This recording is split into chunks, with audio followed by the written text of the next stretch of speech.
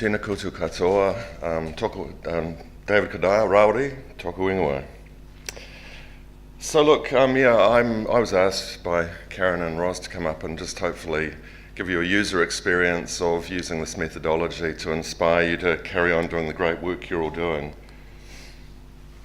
So look, I think when I think back on 30 years in the mental health sector, I think we've really been grappling with how to address issues in a way that we've all struggled with, and certainly I've had the experience of both having people come in and review services I've been involved with when something goes wrong, and also going and reviewing other services when something goes wrong. And the same themes come up, but we really struggle to make changes to address the issues.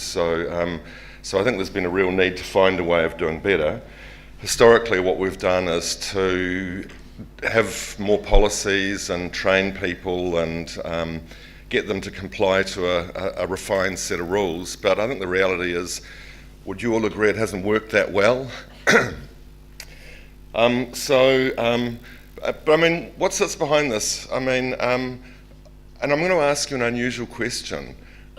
Would anyone in this room who lies awake at night dreaming up ways to do things badly, to deliver bad care, stand up? Because we don't, do we? And that's the reality, that when things go well, they go well. When they don't go well, they don't go well. But no one actually plans for that to happen. But at times the way things work is that somehow it's always, the perception is that people are to blame. If only they had done things differently, better, whatever. And so, I just want to acknowledge that we also have kind of got painted into a bit of a corner around this whole thing around fearing things going wrong, managing risk and so on. And so that's something that as a sector, I've kind of for a long time, and others, and we've talked about how the hell do we liberate ourselves from that space to actually do things better. Because this constrains us into a space where I think it's really hard to do things better for people who need our help and support. So, with that by way of background, you've been in this space, and in 2013 when we started the journey that the service that I work with has been in, we were in that same space. And actually, when I look back, we didn't do it that well, so I hope you guys have done it better than we did. But one thing about this methodology is it actually keeps you honest, and so I'm just going to run you quickly through a little bit of our early experience. But the important message I want to get across really is this, that I don't know how you're all going with this. I know when we were in this stage and for a time after, it was actually really tough. It was getting used to a different way of thinking, a different way of doing things, and it felt like hard work. And I don't know what happened, but when I talk to other people who've been involved in a similar process, something happens and it suddenly becomes easy, and then actually it becomes fun. So I'm hoping and trusting, and I expect that that's what will happen for all of you. So, as Roz says, we were part of a set of collaboratives looking at how do we reduce unnecessary hospital admissions. We decided to focus on implementing some of the evidence about the fact that if you really identify and work with mental health need and support people around managing better, that actually they generally will do better and stay out of hospital. So, so that was our basic goal, and we went to the first set of, the first learning session, and actually, subsequently looking back, I joked when I was leading the second collaborative about how the hell you make this stuff interesting, because certainly that is a real challenge to make it seem really fun and exciting. So, but I guess the key thing is these are things that you'll all be coming to grips with as you move forward, getting a driver diagram done, starting with an aim statement, measures and so on. This was our clever initial idea, that we were going to work with these people around using a particular method of engagement that focused on what was important to them, which kind of seemed to make sense, and then engage them in one or both of some psychological intervention and self-management support. But one of the things about this methodology is it does kind of keep you honest by measuring things, and somewhat to our disappointment, what we found was that less than half the people who we designed this for actually wanted a bar of it. So we kind of had to go back to the drawing board. And that was when we kind of realised that actually co-design is important, because if we focused on how to make this seem relevant to people, it might actually be a good idea.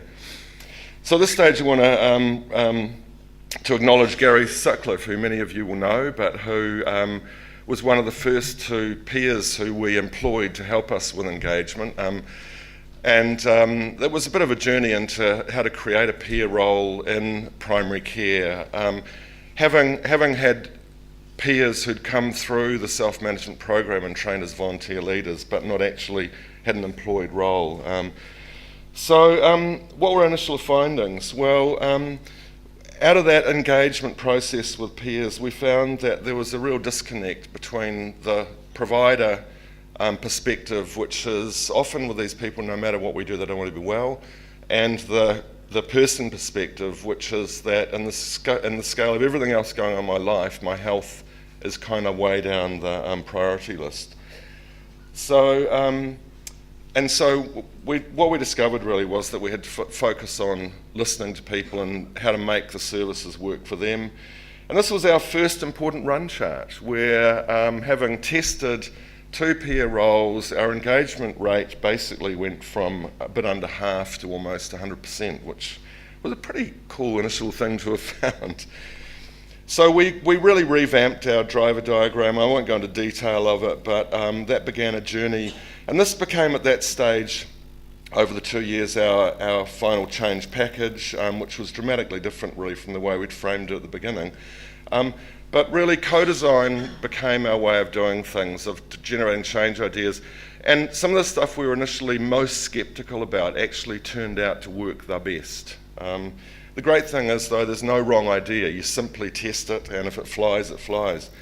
So this is the second run chart, and that's the initial cohort of 75 people we've now, with counties, tracked for almost 5 years, and who over time have actually, if anything, done better, despite very complex medical issues. Of the original 75, 6 actually have passed on, so we currently have 69, and the passing on reflecting the complexity and severity of medical issues. And then this was over the initial phase, the shifts we found in people's mental health and well-being. So going on from there, we've tested a whole lot of other things. So implemented a health coach role, which in our context is a peer health coach role, integrated that into clinics and found that working in a different way with people with poorly managed diabetes, actually we saw significant improvements where the person had a health coach to work with. Culture-specific courses which came out of co-designing, better ways to engage people, support communities that go on beyond self-management programs. So I guess it draws me to the why do this, because to me that's the key thing. And Ros, I'm going to have to turn that round so I can read that. So as I said, the first thing is, how many times have you sat around tables with people kind of debating how we should do this? What's the right way to do things? And one of the things that I found most liberating about this whole process is that just goes out the window. There is no wrong idea. If an idea has valence, you just simply test it, and it either flies, so you would adapt it, it kind of works, so you have to adjust it a bit and retest it, or you abandon it if it was a dismal failure, which sometimes it is. Honestly, and once you get through the tough work of actually getting used to working this way, it actually liberates everyone and it becomes fun. I think data is really important. Data keeps you honest, and as we found early on, it made us kind of own up to the fact that people didn't want what we thought they were going to benefit from. Interestingly, when I looked back at the research that had informed our decisions around this, none of it was research that included dropouts. So I've got no idea how many people didn't want the interventions and the settings where this research was done. But the biggest thing I think is that it really empowered people at the coalface to figure out how to do things better with people using services and their families. And as Ros said, we wouldn't dream of trying to do things differently or to implement a new program or service without using this methodology now. So look, lastly, in that, the second campaign, the self-management support campaign, there were collaboratives that did really well, collaboratives that struggled, and collaboratives that didn't do that great. And so we got quite interested in looking at what predicts success or not. And it was a pretty rough and ready bit of work. We basically, as a team, gave each of the collaboratives a 0 to 10 number on how well they'd attained their aim, their original aim. And then we evaluated each team against a set of 10 criteria that we figured were the things that made a difference between success or failure. Actually, only 5 of them came out as making a difference. These are the ones here. I was convinced that having dedicated time was important, because certainly I saw that as being part of what had allowed us to succeed. Actually, it didn't make any difference. But if you think about it, having senior management support and inspired leadership kind of probably made it that time was prioritised anyway, that this whole thing was prioritised. So I mean, I hope that's helpful for you in thinking about going forward. Do you have these things in place to help you ensure you succeed? So the data we found was that actually those 5 factors accounted for 75% of the variance in success or failing. So I guess it comes back to the whole thing, are you too busy to improve? Because I mean, in the way I see it now, we can't afford not. I think we're too busy, we have too much business, there's too much need out there to not try to do things differently. So that's my final statement. May the force be with you. Have fun.